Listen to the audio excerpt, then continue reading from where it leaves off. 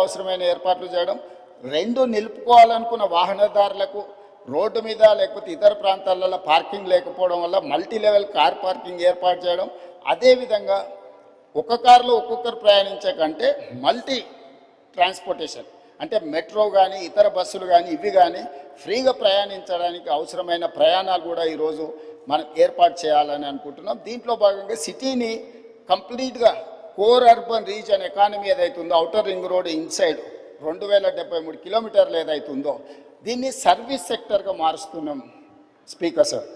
ఎందుకు అని అంటే ఈ ప్రాంతంలో పరిశ్రమలు ఉంటే ఈ పరిశ్రమలు వెదజల్లే కాలుష్యం వల్ల ఇది ఢిల్లీ లాగా మళ్ళొక్క కాలుష్య నగరంగా మారబోతుంది. అందుకే హిల్ట్ పాలసీ తీసుకొచ్చినాం.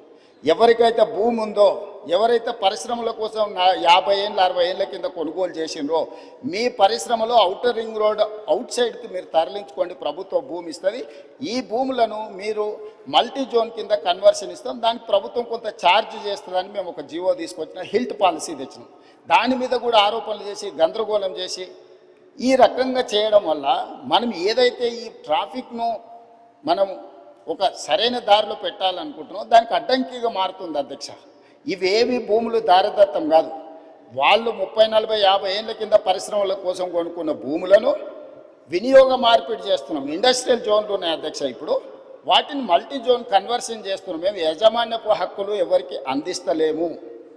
అవి కూడా నోటిఫైడ్ చేసిన పరిశ్రమలను కూడా ఆ జీవోలో నోటిఫై చేసిండ్రు మా మంత్రి గారు. కాబట్టి దీన్ని కూడా ఈ నగరంలో ఉండే ముఖ్యంగా ప్రజాప్రతినిధులు అర్థం చేసుకొని సహకరించాల్సిన అవసరం ఉన్నది. అదేవిధంగా outer ring road out side ఇప్పుడు రీజనల్ రింగ్ రోడ్ రాబోతుంది అధ్యక్ష.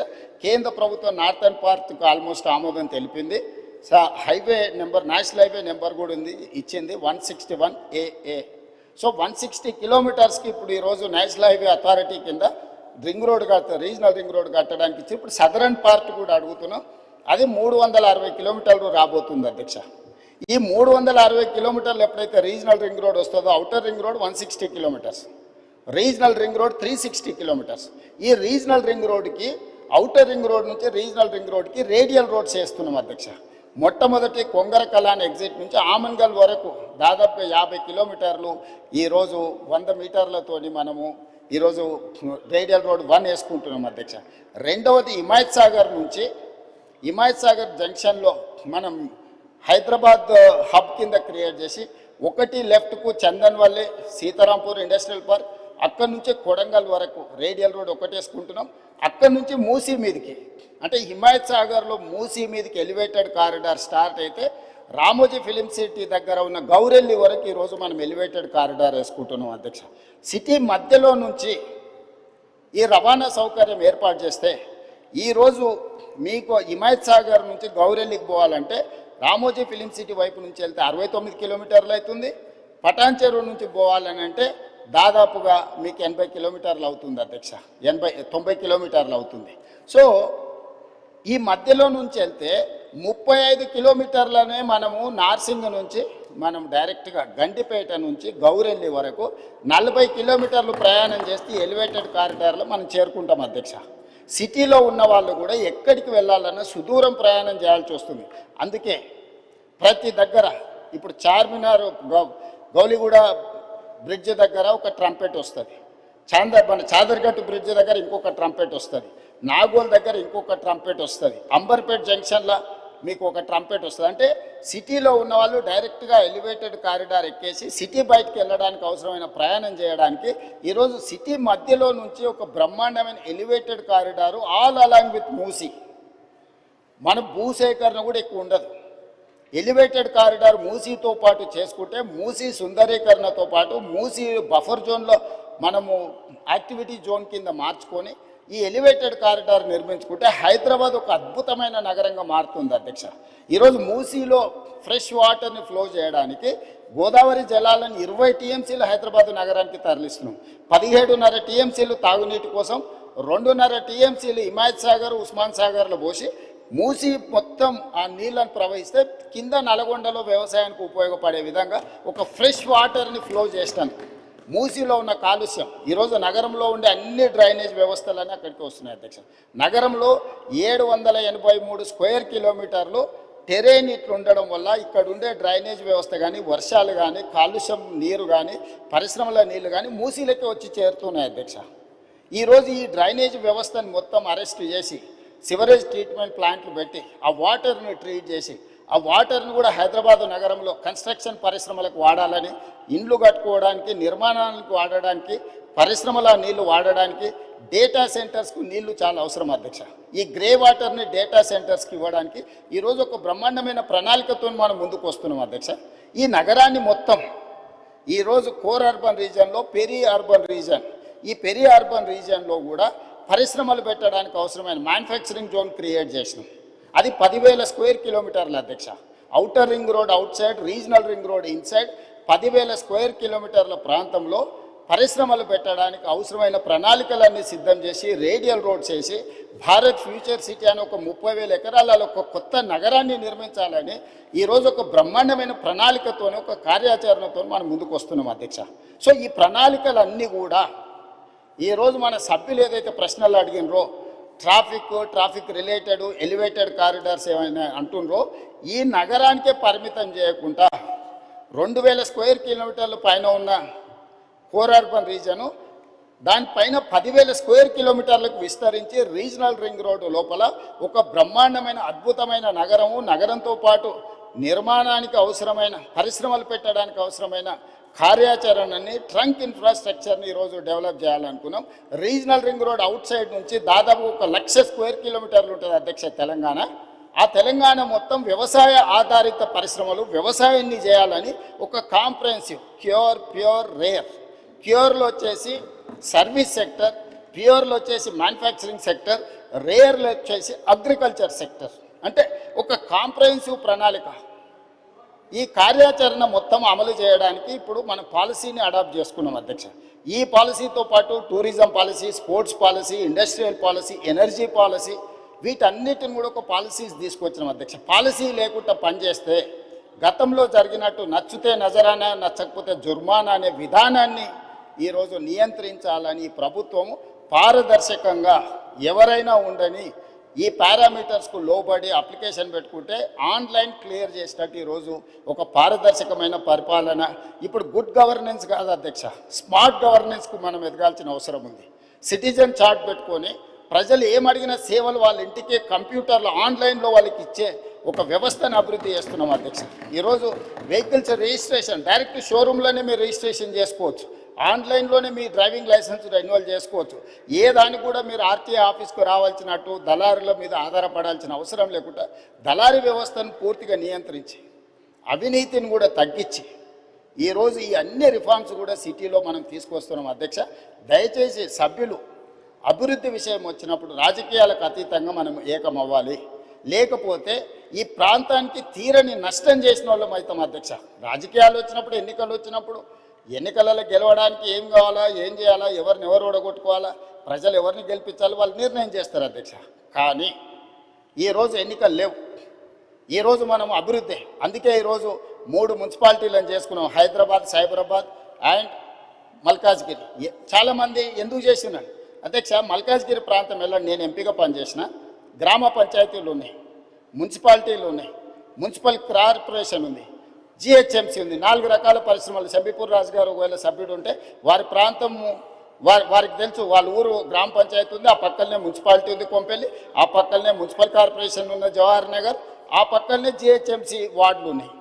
4 రకాల పరిపాలన స్థానిక సంస్థలలో జరగడం వల్ల గ్రామ పంచాయతీ పార్టీకి గ్రామ పంచాయతీ పనిచేస్తుంది, మున్సిపల్ పార్టీకి మున్సిపల్ పనిచేస్తుంది, మున్సిపల్ కార్పొరేషన్ వేరేలాగా పనిచేస్తుంది, జిహెచ్ఎంసీ ఇంకొకలాగా పనిచేస్తుంది.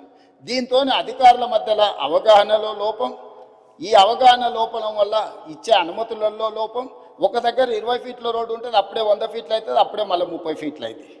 దీనివల్ల చెరువులను కాపాడలేకపోతున్నాం, కుంటల్ని కాపాడలేకపోతున్నాం, నాళాలను కాపాడలేకపోతున్నాం, రోడ్లను విస్తరించలేకపోతున్నాం. అందుకే కోర్ అర్బన్ రీజన్ మొత్తాన్ని ఒకే గొడుగు కిందికి తెచ్చి ఒకే రకమైన విధానాలతో పరిపాలన అందించాలి. జిహెచ్ఎంసీలో అయినా, సైబరాబాద్ మున్సిపల్ కమిషనరేట్లో అయినా, మల్కాజ్గిరి మున్సిపల్ కమిషనరేట్లో అయినా పరిపాలన మొత్తం ఒక గొడుగు కిందికి తెచ్చినాం, పరిపాలన సౌలభ్యం చేసినాం.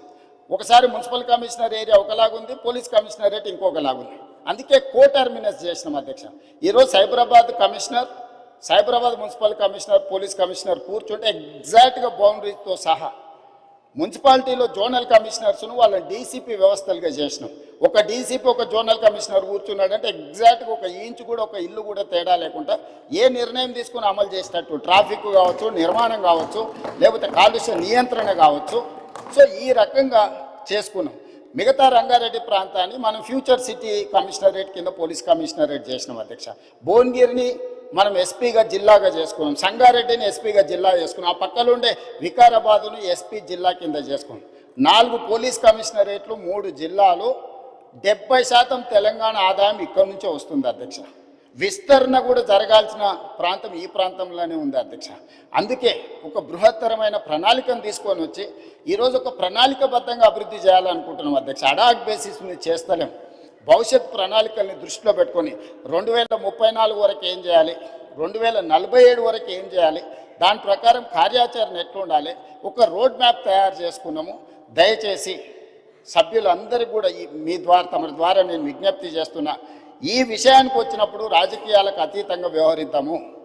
ఈరోజు అహ్మదాబాదులో సబర్మతి రివర్ ఫ్రంట్ చేసిరు, అద్భుతం అంటారు. 60,000 ఫ్యామిలీలను రీలొకేట్ చేసింది అధ్యక్ష.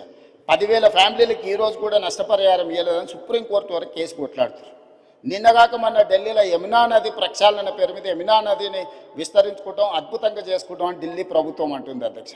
ఉత్తరప్రదేశ్లో గంగా నది ప్రక్షాళన చేసినాం, వారణాసిని ప్రక్షాళన చేసినామని కొన్ని రాజకీయ పార్టీలు ప్రజాప్రతినిధులు అంటున్నారు. మేము ఎప్పుడు వాటిని వ్యతిరేకించలే.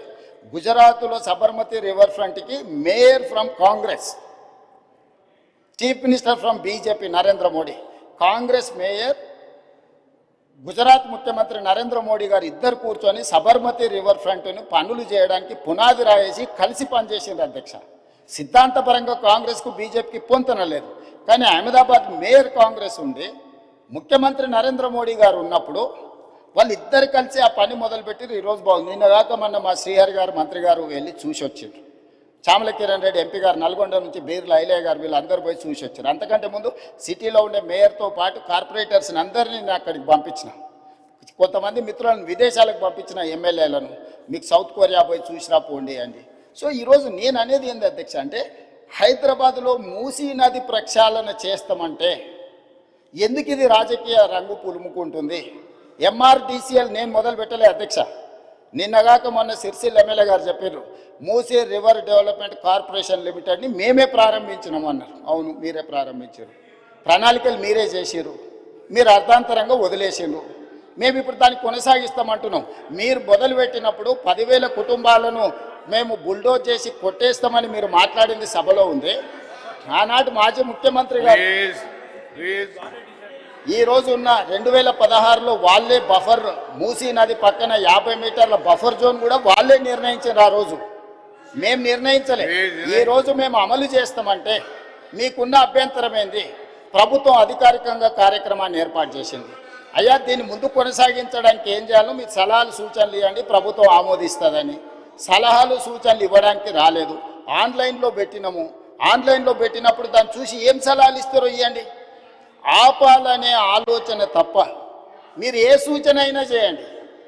ఈరోజు మూసీ నది ప్రక్షాళన అత్యవసరము. నల్గొండ జిల్లా ప్రజల్ని ఒకసారి గుర్తు చేసుకుంటే ఎవ్వరు కూడా దీన్ని ఆపే ప్రయత్నం చేయరు. ఈరోజు రంగారెడ్డి జిల్లా హైదరాబాదులో ఉండే కాలుష్యము, పరిశ్రమలు, శవాల కలేబరాలు, మనుషుల శవాలతో సహా కొట్టుకుపోయి నల్గొండకు ప్రాణాంతకంగా తయారైంది అధ్యక్ష. నేను నవంబర్ 8, 2025 నాడు 2024 నాడు అక్కడికి వెళ్ళి 2024 నవంబర్ 8 రోజు నేను పోయి పాదయాత్ర చేస్తే ఆ ప్రాంతంలో మహిళలు వచ్చి చాలా ఆవేదన భరితమైన అంశాలు నా దృష్టికి తీసుకొచ్చారు. కొత్తగా పెళ్ళి అయితే పిల్లలు ఎవరు ఆ ప్రాంతంలో ఉండడం లేదు. అక్కడ పండించిన పంటలు తిన్నా, అక్కడ బోర్లలో నీళ్లు తాగినా పుట్టబోయే పిల్లల మీద విపరీతమైన ప్రభావం చూపిస్తుందని చెప్పి మహిళలు వచ్చి చెప్పినప్పుడు నేను ఆలోచన చేసిన అధ్యక్ష, వీళ్ళకు విముక్తి కలిగించాలి కదా, మనకు అవకాశం వచ్చినప్పుడు ఒక మంచి పని చేయాలి కదా, ఆ మంచి పని చేయడానికి మనం ప్రయత్నం చేయాలి కదా అని ప్రణాళికలు రచించినాం అధ్యక్ష. ఆ ప్రణాళికలలో మీరు అందరు చదువుకున్నోలే కదా, ఆడ డాక్టర్లు ఉన్నారు, మేధావులు ఉన్నారు, చాలా సంవత్సరాలు ప్రజల కోసం పనిచేసిన అని చెప్పుకునే వాళ్ళు ఉన్నారు. మీరు చదవండి, డాక్యుమెంట్లో మీరు సజెషన్ ఇవ్వండి. ఆపాలనేది కాకుండా ముందుకు వెళ్ళడానికి అవసరమైన మీ సలహాలు ఇవ్వండి. మీరు సలహాలు ఇస్తే మాకు అభ్యంతరం లేదు, ఆ సలహాలను మా ప్రభుత్వం స్వీకరిస్తుంది అంతే తప్ప మేము చెయ్యలేము, మేము ఆపేస్తామనే విధానము ఎవ్వరికీ మంచిది కాదు.